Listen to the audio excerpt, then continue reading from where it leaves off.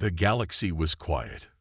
For years, peace had stretched across the stars, unbroken by the once frequent chaos of territorial conflicts. But that peace was not born of unity, it was fear. The Scifi Imperium, the largest and most ruthless military power in the known galaxy, had crushed anyone who dared oppose them. Species after species had fallen under their boot, and their power had become the foundation of the Galactic Council's order. And now, the Scifi had turned their eyes to Earth. The Scifi were not impressed by humans. To them, humanity was a young and reckless species, barely a few centuries into space travel. Unlike the grand civilizations of the galaxy, humans lacked the vast fleets and technological advancements that came with millennia of interstellar existence. Yet humanity's growing influence among neutral planets had begun to irritate the Imperium. The Scifi viewed them as a pest, a nuisance that needed to be crushed before it grew into a threat. The declaration of war came suddenly. It was broadcast on every frequency across human space, a declaration that left no room for misunderstanding. "This is the will of the Scifi Imperium," the alien general announced, his voice dripping with disdain. The Scifi leader, towering and clad in armor that gleamed under artificial light, stood before the cameras. His deep crimson eyes glared into the lens, making it clear that this was not a negotiation. "Humans, you have overstepped your boundaries. Your expansion into the galaxy will no longer be tolerated.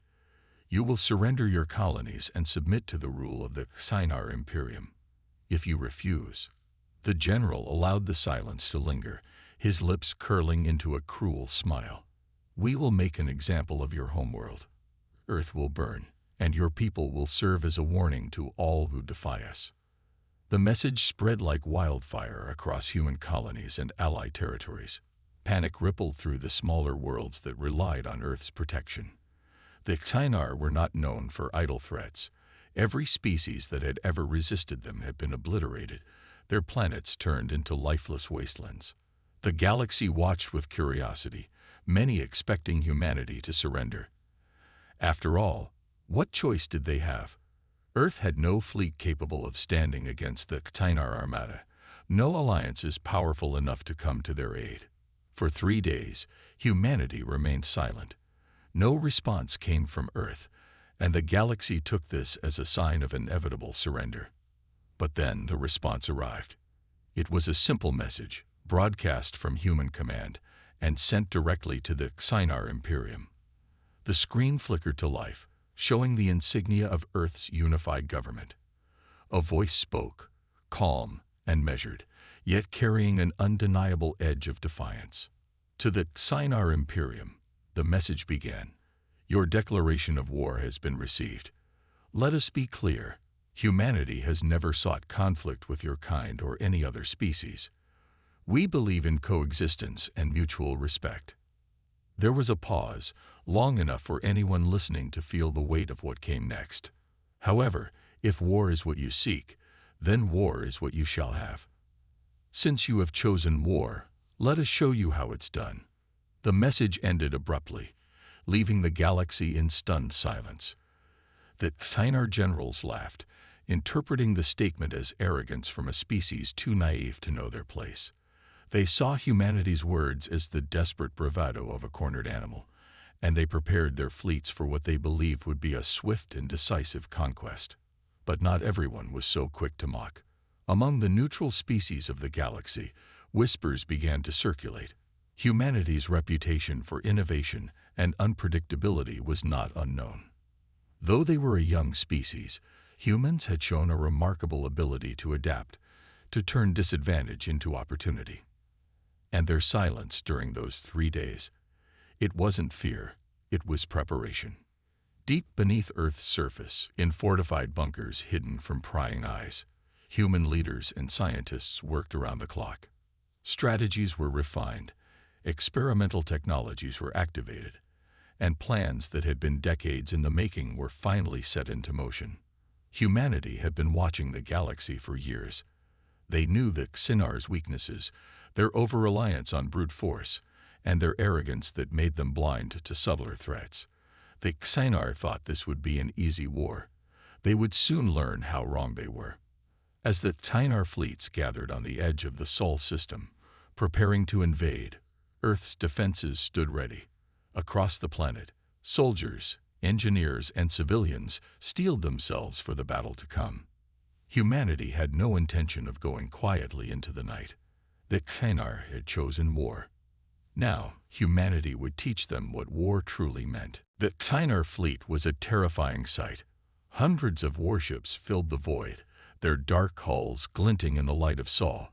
These were vessels designed to crush entire civilizations, equipped with the most advanced weapons the galaxy had ever known. Their commanders gazed at Earth through cold, unfeeling eyes, confident that this small blue planet would soon be another conquest for the Imperium. But as the fleet crossed the outer edge of the Sol system, something unexpected happened. The first sign was the sudden disappearance of the Xinar's reconnaissance drones. Sent ahead to scout Earth's defenses, these drones were state-of-the-art machines, capable of evading detection even by advanced civilizations. Yet one by one, their signals vanished, as if they had flown into a void. The Xinar generals dismissed it as a technical issue, unaware that humanity's defenses had already been activated. Unseen by the invaders, a vast network of satellites orbited Earth. These were not ordinary satellites. They were part of Project Aegis, a top-secret defense system developed in response to humanity's growing awareness of galactic threats. Cloaked by advanced stealth technology, the satellites were armed with high-powered railguns, plasma disruptors, and experimental energy weapons capable of tearing through the toughest armor. As the Xinar fleet approached the asteroid belt, the trap was sprung. Without warning, dozens of cloaked satellites powered up and opened fire. Beams of concentrated energy and projectiles, traveling at hypersonic speeds, ripped through the Xinar's vanguard. Ships that had been considered indestructible exploded in brilliant flashes of light, their debris scattering into the void. Panic rippled through the Xinar fleet. Their shields, designed to withstand conventional weapons, struggled against the precision and power of Earth's orbital defenses. For the first time in centuries, the Imperium found itself on the defensive. The Xinar commander, a veteran of countless battles, barked orders to his crew. Deploy countermeasures. Locate the source of those attacks and eliminate it. But the countermeasures failed. Humanity had anticipated such a response, and their systems were built to resist electronic warfare. Attempts to hack into Earth's networks were met with powerful counterhacks, disrupting the Xinar's internal communications. Their ships, once perfectly synchronized, were thrown into chaos. Then came the second wave. From hidden bases on the Moon and Mars, humanity launched swarms of autonomous drones. These machines, small but heavily armed, darted between the Xinar ships like a swarm of angry hornets. They targeted weak points, engine exhausts, weapon turrets, and shield generators, causing massive damage with surgical precision. The Xinar were unprepared for such tactics. Their fleets were designed for direct confrontations, relying on overwhelming firepower to crush their enemies. But humanity fought differently. They used speed, adaptability, and creativity to outmaneuver their enemies, striking where it hurt most. Inside the lead Xinar battleship, the commander slammed his fist against the control panel. "These humans fight like vermin," he roared. "Destroy them all." Yet it wasn't just humanity's machines that unnerved the Xinar. It was their silence. Throughout the battle, no human ships broadcasted messages, no taunts, no cries for mercy. Nothing. To the Xinar, this silence was haunting. They were used to enemies begging for their lives or issuing defiant last stands. Humanity, however, fought with cold efficiency, as if the battle were already won. As the Xinar tried to regroup, they deployed their own drones to counter the human swarm. But these drones were quickly intercepted by another layer of Earth's defenses: artificial intelligence. Humanity's AIs, developed in secret, operated independently across the battlefield. They analyzed Xinar tactics, predicted their movements, and adjusted strategies in real time. Within minutes, the Kynar drones were neutralized, their data streams hijacked and fed back to Earth's command centers. The tide of the battle had turned, and the Kynar knew it. On board their flagship, the commander snarled as reports flooded in. Over 50 ships destroyed, hundreds more damaged, and morale plummeting among his crew. He had never faced an enemy like this before. How can a species so young possess such weapons? He muttered, his crimson eyes narrowing. What else are they hiding? As if in answer to his question, the human counterattack escalated. From Earth itself, massive projectiles were launched using magnetic acceleration systems. These weapons, colloquially known as rods from God, were tungsten rods that struck with the force of nuclear bombs, without the radiation. The Kynar fleet, already in disarray, found itself under siege from all sides. Ships were obliterated as the kinetic strikes tore through their formations. The debris fields grew thicker, and survivors began to retreat toward the edge of the system. But humanity wasn't finished. A final broadcast was sent to the Kynar fleet, this time with a single message. This was just the beginning. If you continue your invasion, we will respond in kind. You chose war, now face its consequences. The Kynar commander stared at the screen, his confidence shaken for the first time in decades. He had underestimated humanity, and now he faced a choice: retreat and report his failure, or continue a war that might destroy them all. As he deliberated, the humans prepared for their next move. They had drawn the first blood, but the battle was far from over. The Kynar fleet was reeling. Ships had been lost, their lines shattered. The once proud invaders were now forced to retreat toward the farthest edges of the Sol system, their every move under the watchful eye of humanity's defense systems. It was a shock. The Imperium, a power feared across the galaxy, had never faced anything like this before. On Earth, the mood was tense but determined. The first wave of attacks had caught the Kynar off guard, but the war was far from over. Humanity had won the battle in space, but the real test was still ahead. The Kynar weren't going to surrender. They would regroup and strike back harder. And humanity knew that they couldn't let their guard down, not for a second. Deep within human command, a group of the best minds from all across Earth's territories gathered. This was a time for the brightest and the boldest to step forward. Engineers, scientists, military strategists, all were working together to come up with a way to push the Kynar back for good. The problem, though, was clear. Earth's defenses, as powerful as they were, couldn't hold forever.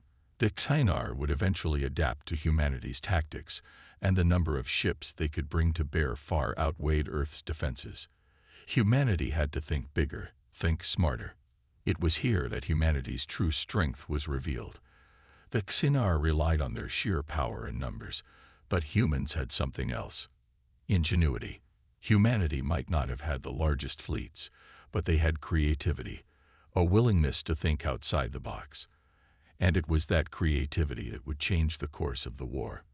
One of the first ideas was a weapon that no one could have predicted: the Arakan system. A group of human engineers had developed an artificial intelligence-driven web of energy weapons that could be deployed on a planetary scale. The system was designed to create traps in space, harnessing energy from the very fabric of space-time itself. The catch: it had never been tested in real combat. Until now. With the Arakan system in place, the next phase of the plan was set into motion. Human forces, led by a fleet of small, fast attack ships, would lure the Kynar fleet into a trap. The idea was simple: bait the larger Kynar ships into a concentrated area where they would be trapped by the Arakan system's energy webs, forcing them into a vulnerable position. The Kynar, used to overwhelming their enemies through sheer force, had no idea what they were walking into. As their ships moved into position, they assumed it was just another human tactic, one they would easily crush. But they couldn't have been more wrong. At first, the Kynar didn't even notice the subtle energy fluctuations that began to fill the surrounding space. The Arakan system, invisible to the naked eye, had activated and was weaving its web around the Xinar ships, creating invisible energy traps that would pull ships into their center. When the first ship crossed into the trap, it was too late. Without warning, a burst of energy shot through the web, sending shockwaves through space and disabling the Xinar ship's shields. Before the Xinar had time to react, another ship entered the trap, and another burst of energy rendered it immobile. The Xinar fleet, now realizing they were being ensnared, began to retreat. But it was too late. The Arachne system had already spread too far, and the smaller human ships, operating with pinpoint precision, attacked the trapped Xinar vessels one by one. Inside the Xinar command ship, panic spread. The commander had never imagined this kind of warfare. His fleet, so powerful just days before, was now being dismantled by tiny human ships that seemed to be everywhere at once. "Where are these weapons coming from?" the commander growled, his voice tight with fury. How could they have such technology? The humans had, once again, proven themselves unpredictable. Their tactics, which relied on outthinking their enemies rather than overwhelming them with brute strength, were working. And the Xinar were beginning to understand that this was not a fight they could win through force alone. As the battle raged on, a new threat emerged, one that even the Xinar could not have predicted. Humanity's rapid advancements in cyber warfare came into play. Human soldiers, trained in both digital and physical combat, infiltrated the Xinar's command systems. Using captured Xinar technology, they introduced viruses that wreaked havoc on the Imperium's network. The Xinar's sophisticated weapons, their most advanced ships, and even their most secretive technologies were suddenly rendered useless.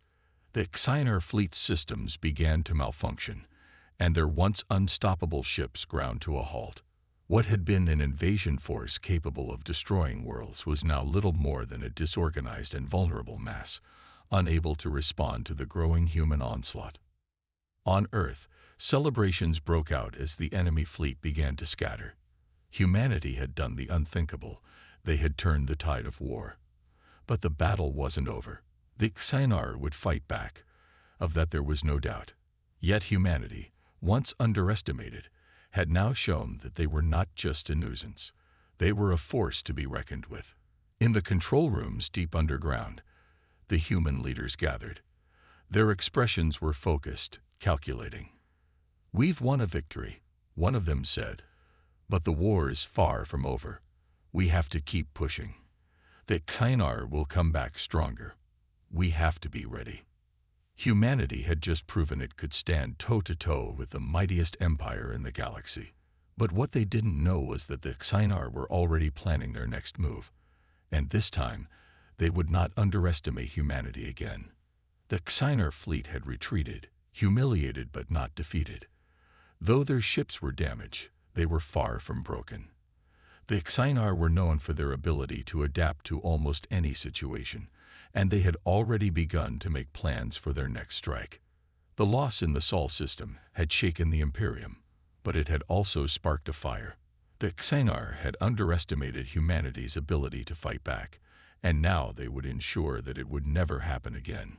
On their command ship, the Supreme General of the Xinar, a towering figure with armored plating that glowed a menacing red, slammed his fist onto a console in frustration. "The humans have proven they are not like the other species we've crushed. They fight differently. They think differently. But we will not let this defeat stand. We will crush them once and for all." The Imperium's War Council quickly convened to discuss their next move. They had lost many ships, and their most advanced weapons had been disabled. But they still had their secret weapon, the Corvash, a super weapon so powerful that it could wipe out entire fleets with a single shot. The Corvash was the Xinar's trump card. Hidden deep in the core of their fleet, it was a massive ship, designed specifically to carry this destructive weapon. It had the power to obliterate an entire planet, turning it to ash in a matter of seconds. The Xinar believed that by using the Corvash, they could send a message to humanity that would shatter any resistance. "We will take Earth," the Supreme General declared. We will show them the true meaning of power. The Corvash will destroy their defenses and pave the way for the full invasion. As the Xinar began preparing their final assault, human leaders on Earth knew that a larger battle was coming. The defeat of the Xinar fleet had been a huge victory, but it had also made one thing clear: the Xinar were not giving up. In the underground bunkers of human command, the mood was grim. The preparations for the upcoming battle were already underway, but humanity knew that they couldn't win by playing defense. They had to act fast and strike hard if they were going to stand a chance against the Corvash. The first step was gathering more intelligence on the Xenar's movements. Earth's most advanced spy satellites were already tracking the Imperium fleet's position, but the Xenar's cloaking technology made it difficult to pinpoint the location of the Corvash. Humanity had learned a valuable lesson in the previous battles. They couldn't just rely on their technology to fight the Xenar. They had to think beyond traditional weapons and strategies. They needed something unexpected, something the Xenar would never see coming. The solution came in the form of a human scientist named Dr. Amelia Carter, an expert in quantum physics and energy manipulation. She had spent years developing a prototype device capable of harnessing the power of a black hole.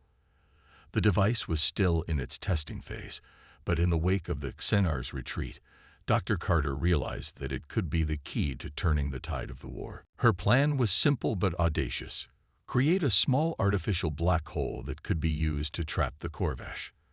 The black hole would be powerful enough to destabilize the superweapon systems, preventing it from firing. If humanity could create the black hole and launch it toward the Corvash before it could use its weapon, they might stand a chance at survival. Dr. Carter's team worked around the clock, using Earth's most advanced resources to construct the device. Time was running out. The Xenar fleet was closing in, and humanity's defenses, though strong, were not enough to stop the Corvash alone. The black hole device was humanity's last hope. Meanwhile, the Xenar prepared for the final phase of their invasion. The Corvash, hidden deep within their fleet, was ready to fire. The Imperium's strategy was clear: destroy Earth's defenses with a single devastating shot, then land their troops and complete the conquest. The human resistance would be crushed, and the Xenar would reign supreme once again. But the Xenar had made one crucial mistake. They had underestimated humanity's ability to innovate under pressure. As the Corvash began its approach toward Earth, humanity's final preparation was complete. The artificial black hole device, now fully functional, was loaded onto a stealth bomber. The mission was set: infiltrate the Xenar fleet, deploy the black hole, and cripple the Corvash before it could fire. As the bomber crew took off, tension filled the air. The fate of humanity now rested on their shoulders. They had one chance, one shot, to stop the most powerful weapon the Xenar had ever created. The bomber raced toward the Xenar fleet, cloaked from radar, and prepared to face the full might of the Imperium's forces. As they approached the Corvash, they knew that failure was not an option. If they succeeded, Earth would be safe. If they failed, the galaxy would be watching as humanity was crushed under the Xenar's boot. With their hearts pounding, the crew prepared for the most dangerous mission humanity had ever attempted. It was do or die, and the fate of the human race was in their hands. The bomber pierced through the black void of space, its engines humming quietly as it flew at full speed toward the Xenar fleet. Inside, the crew sat in tense silence, each person fully aware that their mission would decide the fate of humanity. There was no turning back now. Captain Thomas Albright, the leader of the crew, glanced at the control panel in front of him. He could feel the weight of the task ahead bearing down on him. The artificial black hole device, their only hope, was securely fastened inside the bomber's cargo bay. If everything went according to plan, it would be enough to disable the Corvash and prevent the Xenar from launching their final strike. But the Xenar were not easily beaten. They would not give up without a fight. "Everyone stay sharp," Captain Albright's voice crackled through the comms. "We have one shot at this. If we don't succeed, Earth is done for. We won't get a second chance." His words hung heavily in the air. The crew knew the risks. It wasn't just the Corvesh they had to worry about. The Xinar fleet had regrouped and was now prepared for any human attempt to infiltrate their ranks. Earth's defenses had made them wary, and they wouldn't let the bomber get close without a fight. On the Xinar flagship, Supreme General Vorn was already on high alert. He had learned from the previous battle that humanity's tactics were unpredictable and deadly. The Corvesh, his last hope for victory, was protected by the best warships the Imperium had. But even so, Vorn couldn't shake the feeling that something was about to go terribly wrong. He had no idea that humanity had something far more dangerous than conventional weapons in store for them. As the bomber neared the heart of the Xinar fleet, Captain Albright and his crew held their breath. Their stealth technology kept them invisible to Xinar sensors, but that wouldn't last forever. They had to get close enough to deploy the black hole device before the Xinar could react. Suddenly, alarms began blaring inside the bomber. The Xinar had detected them. "Damn it," shouted Lieutenant Jessica Ortiz, the bomber's weapons officer. "They're locking onto us." Captain Albright cursed under his breath. Brace for impact. Evasive maneuvers. Now. The bomber veered sharply to the left as laser blasts streaked past them. Xinar warships, massive and heavily armed, moved into formation, surrounding the bomber and cutting off its escape route. It was a trap. The Xinar were not going to let them reach the Corvesh. The crew worked in perfect synchronization, executing evasive maneuvers while trying to maintain their course. Ortiz fired back at the approaching enemy ships, sending missiles and plasma bursts toward them. But the Xinar ships were faster, more agile, and their shields absorbed most of the damage. "We can't outrun them," shouted Lieutenant Ortiz, her voice tight with fear. "They're closing in." Captain Albright's mind raced. They couldn't lose the black hole device, and they couldn't let the Xinar reach Earth. There was no time to think. He had to act. "Prepare to deploy the device," he ordered, his voice calm despite the chaos around him. The crew's focus sharpened. Lieutenant Ortiz and the rest of the team readied the black hole device, ensuring everything was in place for deployment. As the bomber flew directly into the heart of the Xinar formation, Captain Albright's mind flashed back to the years of preparation that had led them here. The endless hours of training, the countless simulations, the sacrifices made by countless soldiers. This was the moment that would define humanity's future. "Deploy the black hole now," Albright shouted. Ortiz activated the device. In an instant, the small but powerful artificial black hole was released from the bomber's cargo bay. It hurtled through space, its gravitational pull bending the fabric of the universe itself. For a split second, everything seemed to slow down. The black hole swirled with unimaginable force, its singularity pulling everything in its path toward it. The Xinar fleet, realizing too late what was happening, tried to retreat, but the black hole's pull was unstoppable. Ships closest to the singularity began to lose control. Some were crushed, others pulled into the event horizon, their matter shredded and crushed by the sheer power of the black hole. The Corvesh, at the center of the formation, was the ultimate target. Its massive energy shields flickered as the black hole's force stretched toward it. For the first time, the Xinar fleet was thrown into chaos. Their greatest weapon, their trump card, was now at risk of being consumed by the very thing that had given it its power. Inside the Corvesh, Supreme General Vorn watched in disbelief as his flagship began to tremble. "What is this?" he bellowed. "Why isn't it stopping?" The gravitational forces pulling at the ship became too much. The Corvesh's shields were buckling, unable to withstand the black hole's power. The once mighty ship groaned under the pressure, its massive hull straining as though it might collapse at any moment. "We're losing control," shouted one of Vorn's officers. Vorn clenched his fists. "Fight back. Fire everything we've got. We can't let them win." But it was too late. The Corvesh's systems failed. The weapon, which had been humanity's greatest fear, was now rendered useless. The Scifi fleet had lost its most powerful tool, and in the process, they had lost their advantage. The bomber, its mission complete, turned to retreat. But they were not out of danger yet. The Scifi would not give up easily, and there was still a long fight ahead. However, for the first time since the war had begun, humanity had a chance to win. The tide had turned, and the Scifi were on the defensive.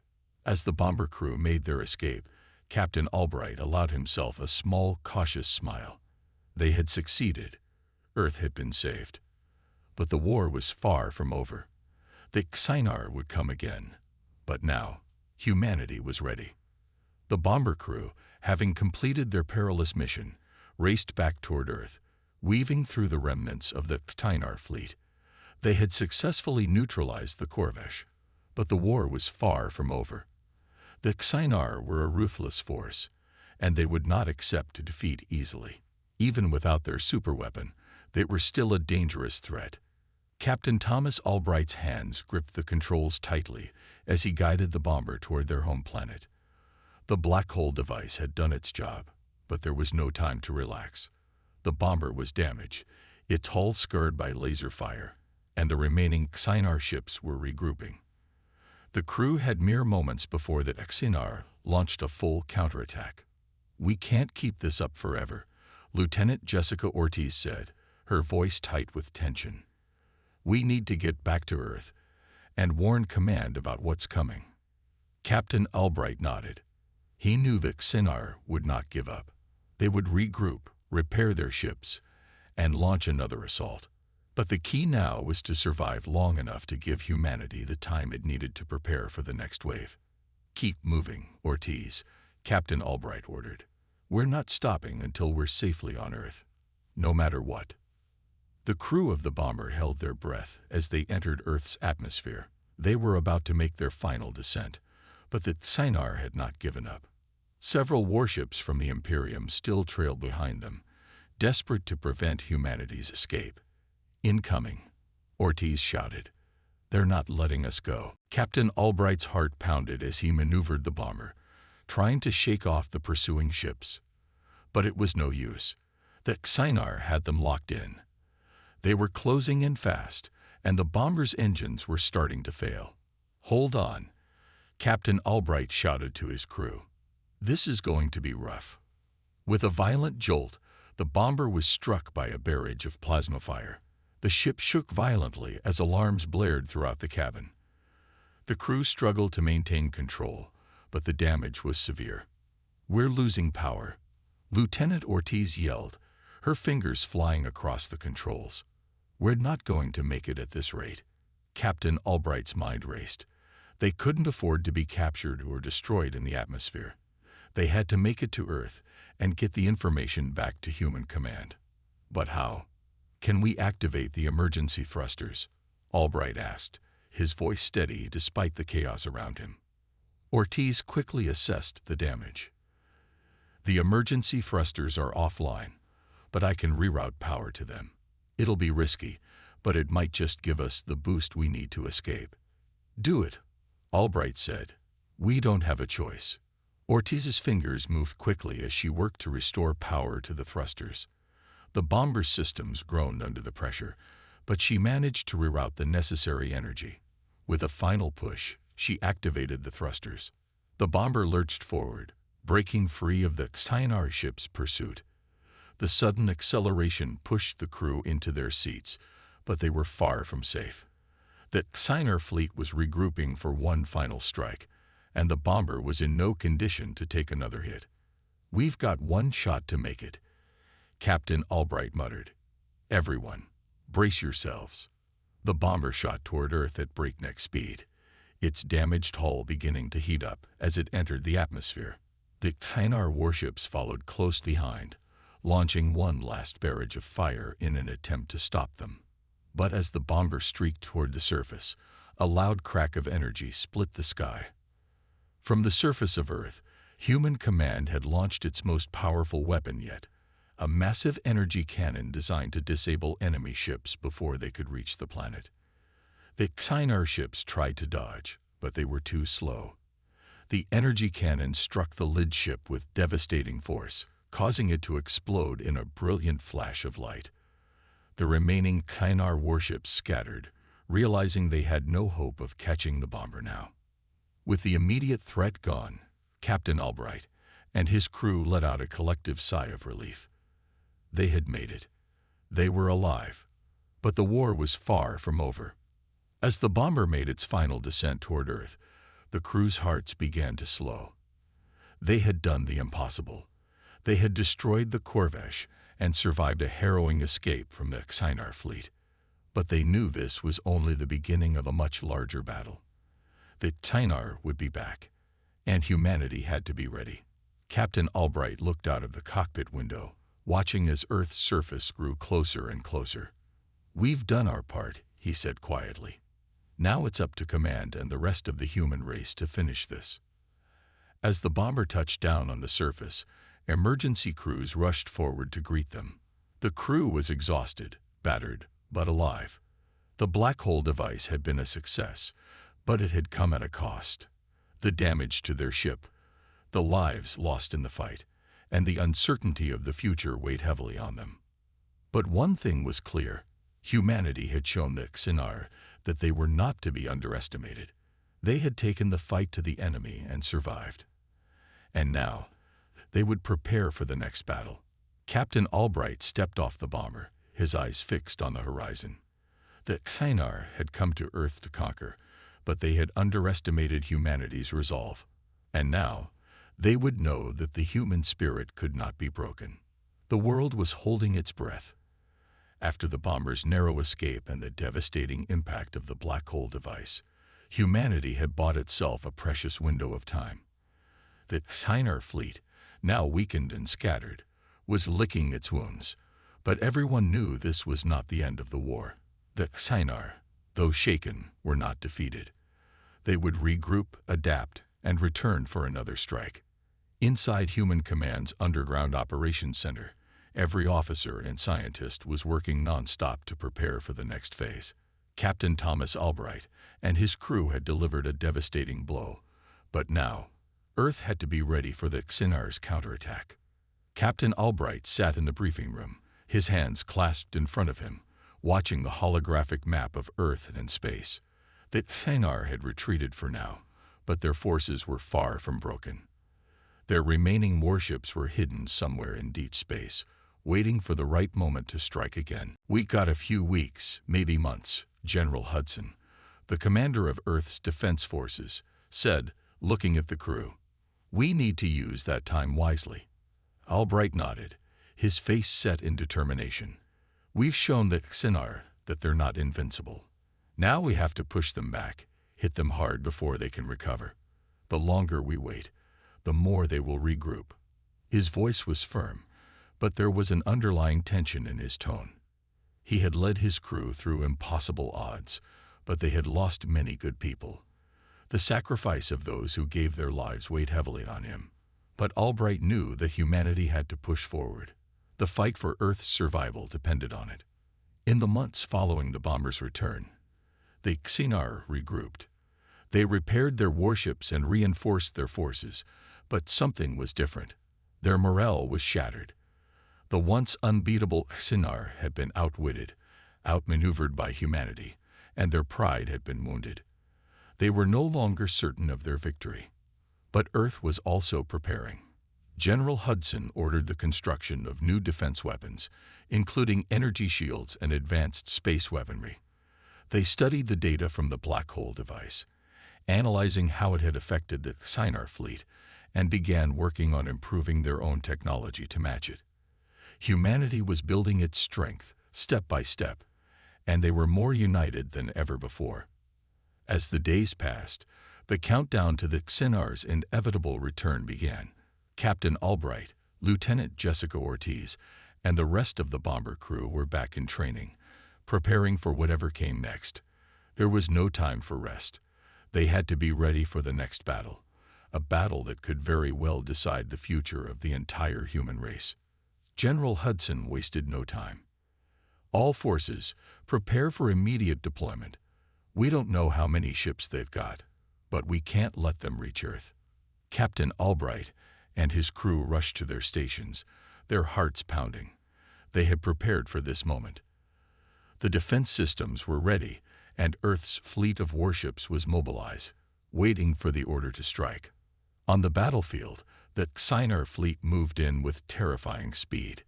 Their ships were massive, each one capable of decimating entire cities with a single blow. But this time, things were different. Human forces had learned from the first battle. They were faster, more coordinated, and better equipped.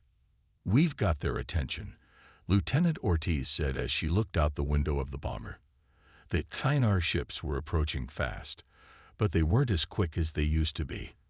The black hole device's success had given humanity a confidence they hadn't had before. They weren't afraid of the Scifi anymore. The first battle was fierce. Energy blasts and missiles flew in all directions as human and Scifi ships clashed in the void of space. But the Scifi were unprepared for the new tactics humanity had developed. Earth's fleet attacked with precision, striking the Scifi's weak points, hitting their engines and weapon systems. It was a battle of speed and strategy, and this time, humanity had the upper hand. Captain Albright's bomber was in the thick of it, its weapon systems firing relentlessly at Scifi ships. They had become experts at this, using their knowledge of the Scifi's weaknesses to outsmart them at every turn. The once overwhelming threat that Scifi posed was slowly crumbling. As the battle raged on, General Hudson gave the order for the final strike. Earth's most powerful energy cannon, now fully upgraded, was aimed at the heart of the Scifi fleet. The blast was powerful enough to decimate an entire armada, but this time, the Scifi weren't expecting it. The first blast hit their flagship directly, causing an enormous explosion that rippled across space. The Scifi fleet began to retreat, their remaining ships fleeing into the depths of space. They had been defeated. For the first time, the Scifi realized that humanity was no longer just a threat. It was a force to be reckoned with. Captain Albright and his crew watched as the last of the Scifi ships disappeared into the distance. They had won. The war was over. As Earth's fleet returned to the planet's surface, the crew of the bomber looked at each other, their faces filled with exhaustion, but also with pride. They had fought and won against an enemy far stronger than anything they had imagined. Humanity had proven itself. "We did it," Lieutenant Ortiz said quietly, her voice filled with awe. "We actually did it."